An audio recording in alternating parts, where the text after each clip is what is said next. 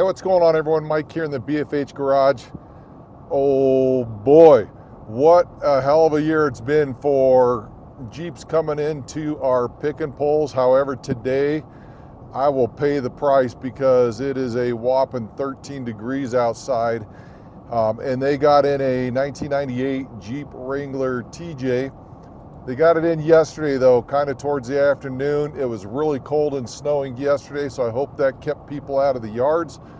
I got off work this morning and now I am headed out to the yard to be there as it opens up. So hopefully I can get my hands on some parts before everybody else gets there and cannibalizes it.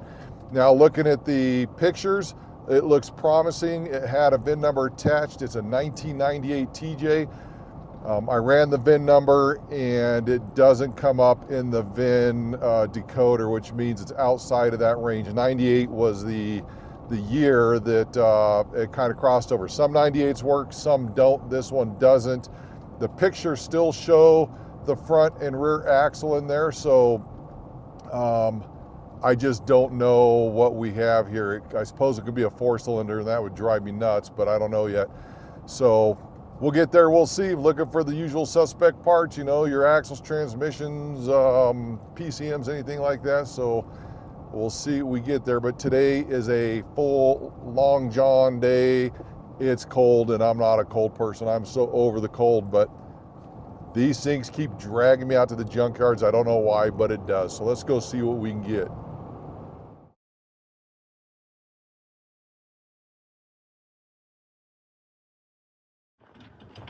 First one in the yard this morning. I'm not usually one to bitch, but this sucks out here. It's cold, there's snow everywhere. And of course my buddies would be telling me I would be the first one to bitch, but oh well. Here we go, let's go get this thing. Well, I'm not first, you can see because the door's off. The rear axle's there, that's a good sign. Grill's good. Doors are gone, so I'm not the first here, which probably is telling me then that this is not a good axle. Ah, damn it. Doing a 35, that sucks. Oh well. What about the transmission? It's a stick. That sucks too. Well, at least I won't spend too much time out here pulling the little parts I can get. I think I'm gonna pick up the power steering pump. It's always nice to have a spare one of those. And I'll look at some other minor stuff and grab the grill, and I'm out of here.